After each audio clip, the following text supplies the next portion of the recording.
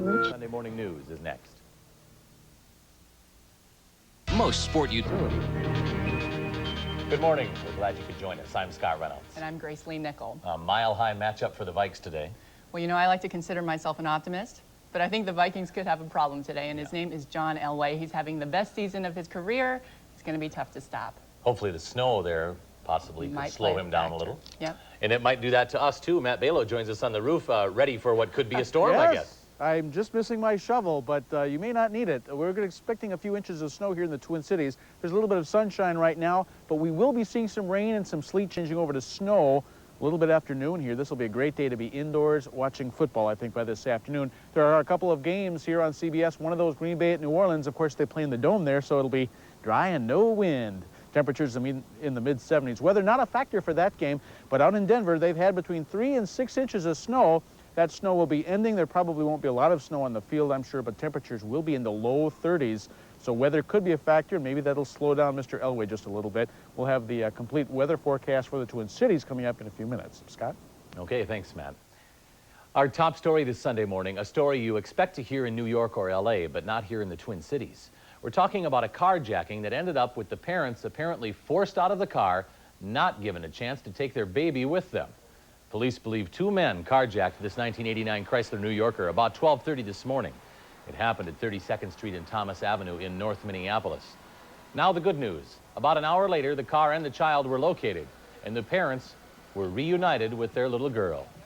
She was apparently unharmed. A member of the Jordan Area Neighborhood Patrol spotted the car and called police. That patrol is a volunteer effort, and it surely paid off this morning.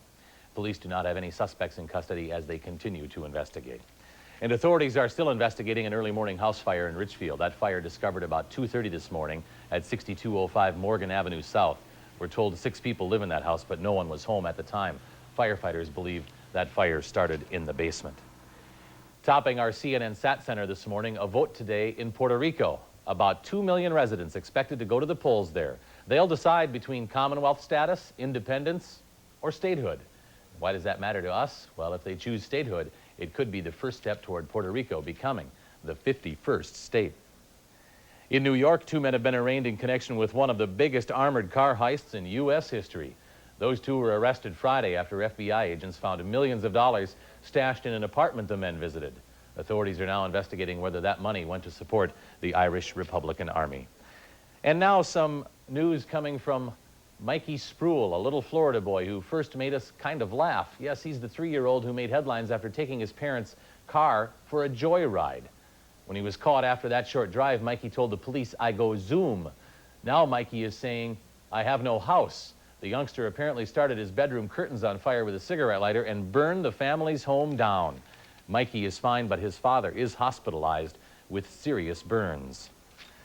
And now a couple of stories from our weekly look inside the New York Times and Chicago Tribune.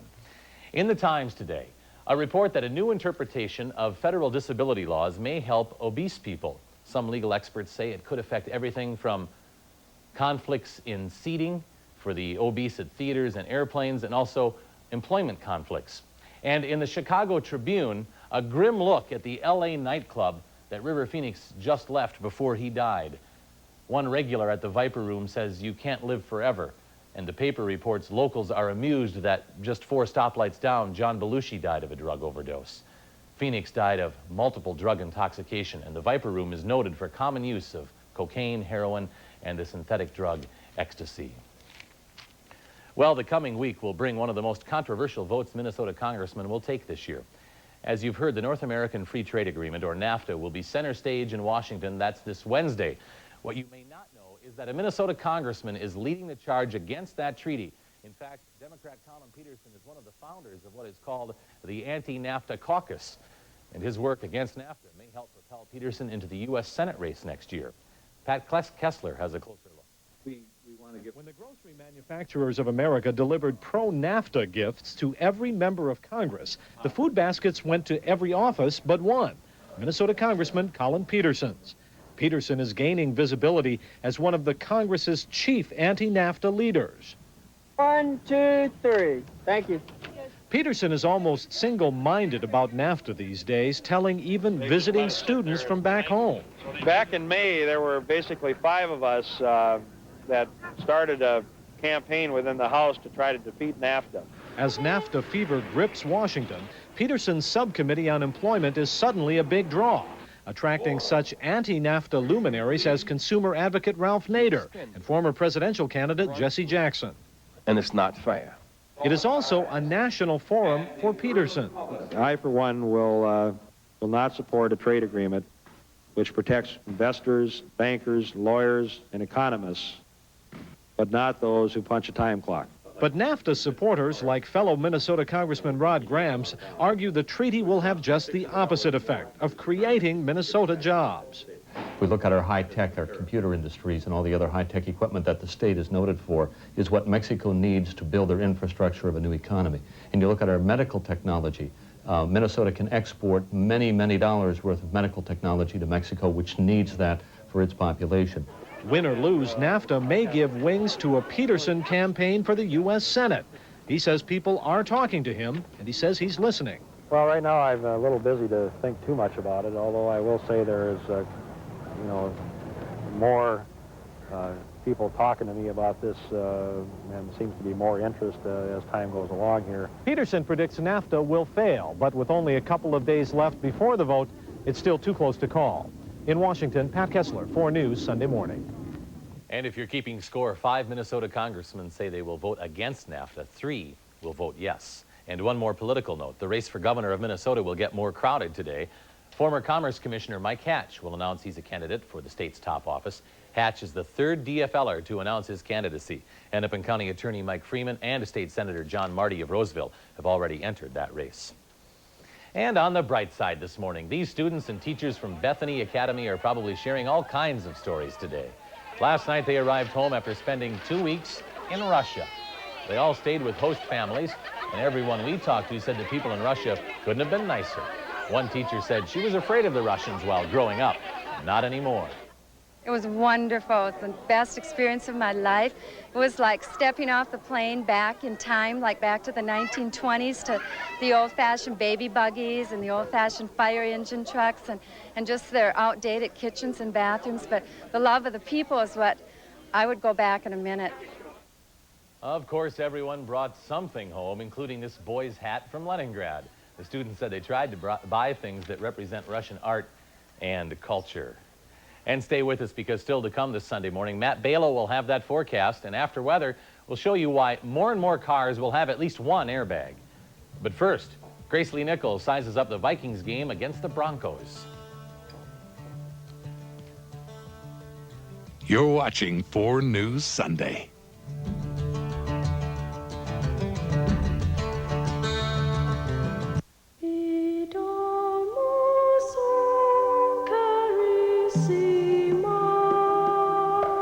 A home is memories,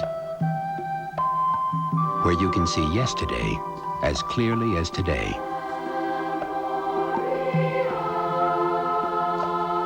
Nobody values your home more, and nobody deserves your trust more than Edina Realty. A family tradition since 1955. If your car could gauge gasoline performance for better mileage, but also tell you that you're driving it to clean peak performance, that you're driving it clean with detergent additives from fresh gasoline formulated for Minnesota driving to drive cleaner mile after mile, a gasoline blended to give you complete confidence, then your car would find a way to say Holiday Gasoline from your nearby Holiday station store.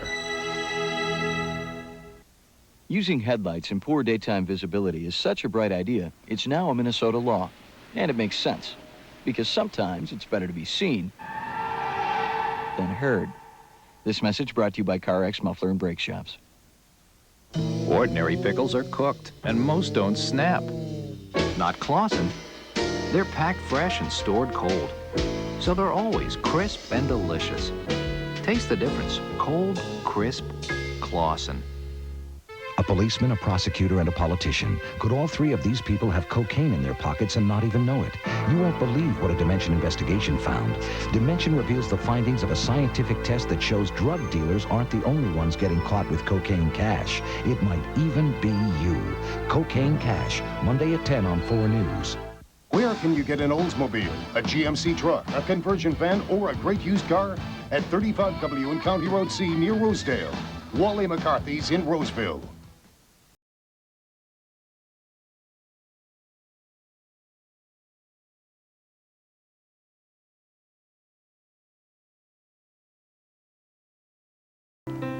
Well, the Vikings might think it's practice today when they step on the field at Mile High because, I mean, Dolman's going to see Zimmerman lined up across him, and there will be Habib in the offensive line, but I think the intensity will be just a little different. The intensity, really, there's not a love loss there either. I doubt that Zimmerman has Roger Hedrick on his Christmas wish list. I don't think so. No, they don't like each other very much. Well, when the Vikings meet the Broncos for their 3 o'clock date at Denver's Mile High Stadium, cameras will be focused on some interesting reunions. But more important is the business at hand. They've got to figure out a way to stop the formidable John Elway by learning from their mistakes of the past 2 weeks. Now that the Vikings have lost 2 straight, armchair quarterbacks across Minnesota fear the season is all but over. But Dennis Green says, not so fast. It doesn't bother us that people have written us off. Our record's 4-4 right now. We're not happy about that. We'd like to do better. We don't like the fact that we're 3-2 at home, but we still are very optimistic. What used to be the league's top defensive unit has slipped to number 3, and with it, 2 fourth-quarter leads. The offense has started to come on, and now the defense has fallen off, and it's not push the panic button and redesign a defense. It's not go out and find a new middle linebacker or a new defensive end or a new DB or any of that kind of stuff. It's, you know, we've been successful with the people we have. Let's hang together and iron this thing out, and that's exactly what we're going to do. Sean Salisbury doesn't get the type of billing that John Elway does, but if the old days in the Canadian Football League prove anything, it's that he's no fair-weather quarterback.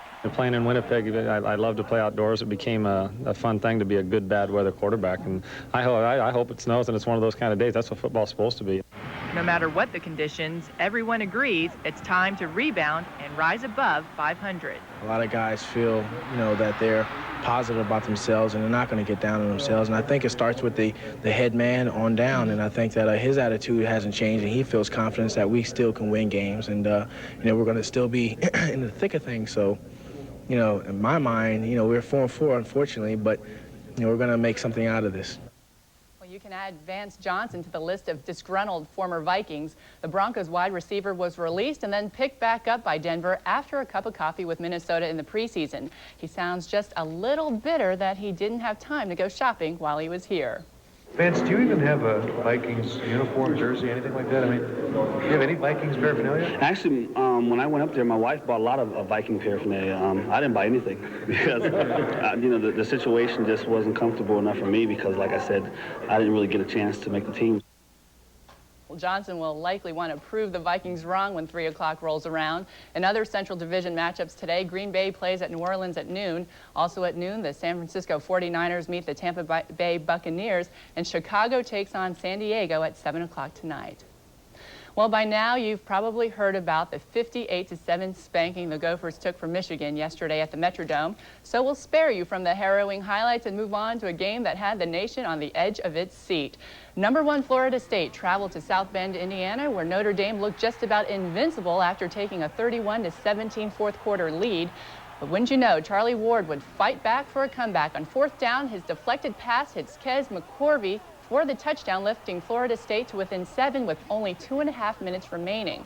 The Seminoles got the ball back for one last try. Ward scrambling, but he can't find the open receiver. Time ran out as the Irish win their 17th straight game and a new number 1 ranking, 31-24. Florida State, meanwhile, is tired of losing the big ones. I'm speaking to the voters, and I'm begging them for another chance because in the last 4 years, I've heard the voters say, at the end of the season, Florida State was the best college football team in the country. We will be again. Give us that chance to prove it. I want to tell you, to me, if I was voting, I'd put Boston College number 1. That's what we play next week. Coach, always looking ahead. Well, sometimes tie games leave both teams with an empty, unsatisfied feeling. But last night, the Minnesota Duluth Bulldogs were on cloud 9 after knotting up the score against the Gophers with just 2 seconds remaining in the game. The Gophers got the go-ahead goal from Jed Feeblecorn early in the 3rd period, and it looked like victory was theirs until the final seconds. Backhand hits the side. Federico is tied up. 6 seconds to go. There's no shot yet. Mariucci in for the score. Unbelievable! It sneaks in, and we're tied at 3. Rough game. Felt like a loss, I'm sure. Well, the Toronto Blue Jays won the World Series just 3 weeks ago, and life has been a whirlwind ever since for MVP Paul Molitor. The St. Paul native was at the Met Center yesterday, along with some other baseball standouts, for the Kirby Puckett 8-ball tournament to benefit the Children's Heart Fund. There I was, not playing too well. Winning the series has inspired him to want to play at least a couple more years. For a lot of people that are my friends and family, they think that the fact that I'm finally getting some recognition after 16 years, they think that that's just kind of justice. For myself, I really never looked at it in that light, and more of just the fact that I can finally say, after all the work and effort and the dreams about winning, they finally came into fruition. And the good news for his fans here, he says he wants to move back to the Twin Cities when he's done playing. Wish it was as a player. All right. That's Thanks, Grace. And stay tuned to Channel 4 for complete Vikings coverage today. The Vikings Today show kicks us off at 11 with RJ. The game here on Channel 4, that's at 3 o'clock. And Jim McMahon joins Mark at 10:35 with Sideline Perspective for a recap on Rosen's Sports Sunday. Cutlass Sierra, value edition, one price, $13,995. Look at all you'll get for $13,995. An airbag, anti-lock brakes, air conditioning, AM/FM stereo, power locks, power seats, and much more.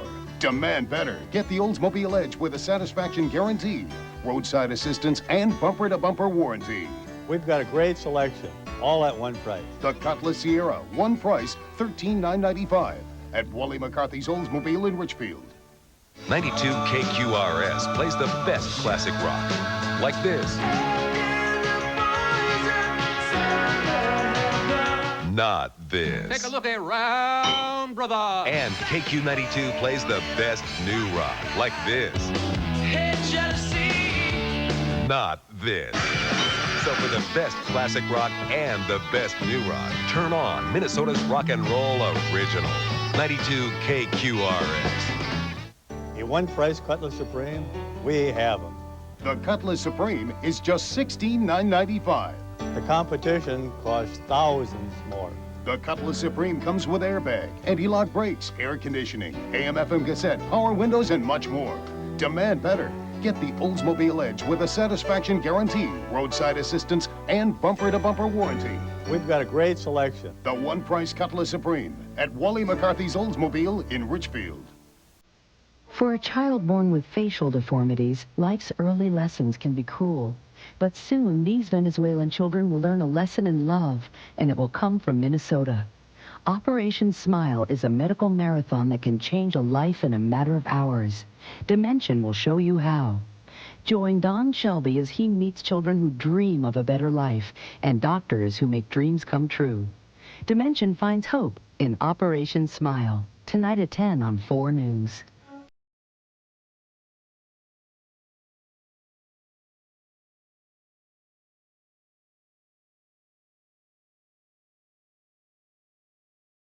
Matt Balo is dressed for what he's forecasting today. Oh. It's not here yet, though. No, it isn't, but the cool weather is. In fact, it's rather cold outside. We have a little bit of a breeze right now out of the north, and that's making it feel a little more chilly. Now, up ahead here, we've got some blue sky, just a little bit of it, and in fact, we'll take a wide picture here from our Skyview camera, and even though you can't see the blue sky, you will notice it's quite hazy. You're looking at, well, downtown is in there somewhere, but it's hazy right now. We've got a lot of clouds overhead. The sun is just kind of peeking through some of those clouds, but officially, the National Weather Service is calling it cloudy. The current temperature stands at 32 degrees.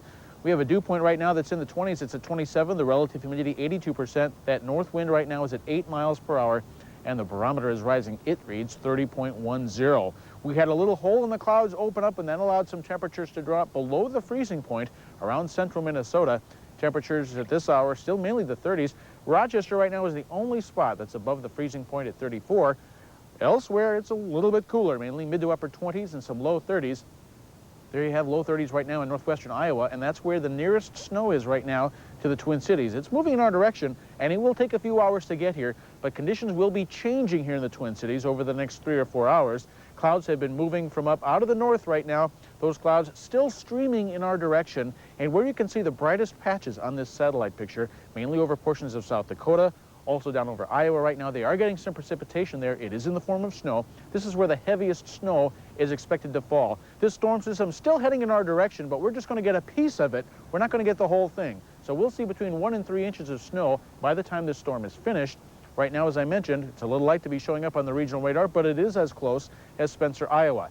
The National Weather Service does have a weather advisory out for the southern quarter of the state, including the Twin Cities and east central Minnesota. We're expecting between 1 and 3 inches, as I mentioned. It'll start out as maybe some rain or sleet in addition to the snow, and then change over pretty rapidly to all snow. So we'll be looking for some of that coming up here probably afternoon. Again, this will be a nice day to be indoors watching some football. But even if it is a little bit of rain and sleet to begin with and just 1 to 3 inches, it will still make roads slick. So if you're doing any traveling this afternoon or this evening, keep that in mind. These clouds that have been moving pretty rapidly in our direction will stay with us and bring snow across Minnesota and into Wisconsin through the rest of the day, and temperatures will be in the 30s, and that will contribute to kind of a messy travel situation in a few hours. So again, if you're heading outdoors, you're going to want to be aware of that. Your forecast for the rest of the day then, pretty nice for the next couple of hours, and then we are going to see some rain and snow developing. There's a snow advisory, a weather advisory in effect for southern Minnesota. Again, that includes the Twin Cities and a portion of western and northwestern Wisconsin. Our high temperature will be near 35. That should be in a couple of hours, and then the temperature should start dropping. We'll have a wind that'll be out of the north and northwest at 5 to 15 miles per hour. So again, conditions changing, Scott. That sounds like Dale Dovish on his way to find out where the snow is now. Conditions will be changing here in the next couple of hours, so again, keep aware of what's going on outdoors. Okay, Matt, thanks very much. You Stay bet. warm. Well, we may not be doing much driving tonight if that storm comes, but if you're looking for a new car, this is traditionally the time to visit the showroom. The 94 models are in, and so is a new report on the airbags most of those new vehicles have on board. Kevin Berger has our report. It's a sobering fact. The leading cause of death for young Americans aged 6 months to 34 years, automobile accidents. The federal government and car companies know about the death toll. That's why 90% of this year's new cars have at least one airbag. One of the major hazards in a crash to the driver is the steering wheel, and airbags provide an extra cushion. And I would recommend that anyone purchasing a new car would look for dual-side airbags. The Insurance Institute for Highway Safety, located near Washington, D.C., monitors the performance of airbags in real crashes involving real people. They published this report last month. The bottom line is airbags not only work, they work very well. In one part of the study, 215 people who survived crashes with airbags were asked if they wanted them in their next cars. 96% said yes. I've seen, like I say, a big increase in the amount of people that ask if this car has an airbag, and they will not buy a car without an airbag. While no one questions the fact that airbags save lives and reduce injuries, there is also evidence that bag deployment can cause minor injuries. If you do sit too close to the steering column, you might have minor abrasions, but these are a handful of incidents, and they're very rare and far between. Safety experts also warn against putting a rear-facing infant seat in the front of a vehicle equipped with a passenger-side airbag. In an accident, an inflating bag could injure or even kill the baby. With producer Gordon Leach, I'm Kevin Berger, 4 News Sunday Morning. Car companies are now working on rear seat airbags and even side impact airbags mounted in the doors. And if you do buy a new vehicle with airbags, you should tell your insurance company because you may be eligible for a nice discount. Your Sunday morning news will continue in just a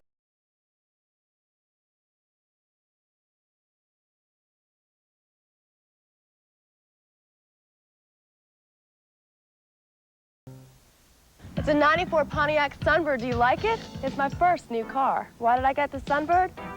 Well, it's in my price range. It's fun to drive. It's me. You like it, don't you? I got anti-lock brakes and air conditioning. Got it for under $10,000. Couldn't believe it.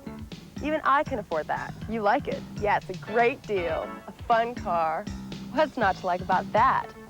Sunbird, after incentives, just $99.82 at your Pontiac Excitement dealers. Organize your home with shelving and racks from Lee Rowan and Menards. Add shelves and closets or racks in kitchen and bath cabinets to keep everything in its place. This shelf is just $4.44. Feel secure with a new door lock from Kwikset. Choose from several styles of deadbolts, entry, bath, or bedroom locks. This Tylo Passage lock is $4.97. When improving your home, you can count on Menards. Save big money at Menards.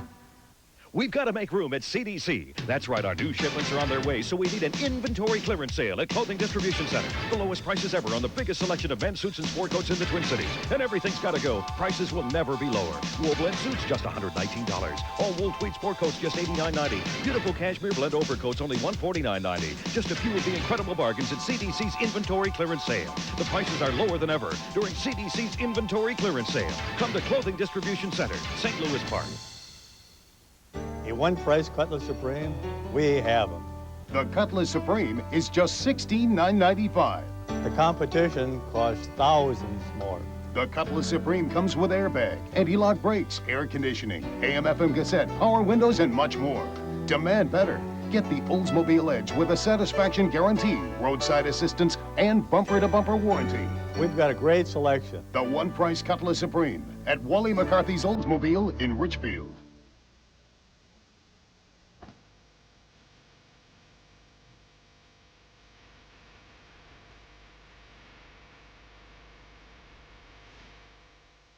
Recapping our top story for those of you just joining us. A family and child are reunited early this morning. This after a carjacking in North Minneapolis that forced the parents out without their baby.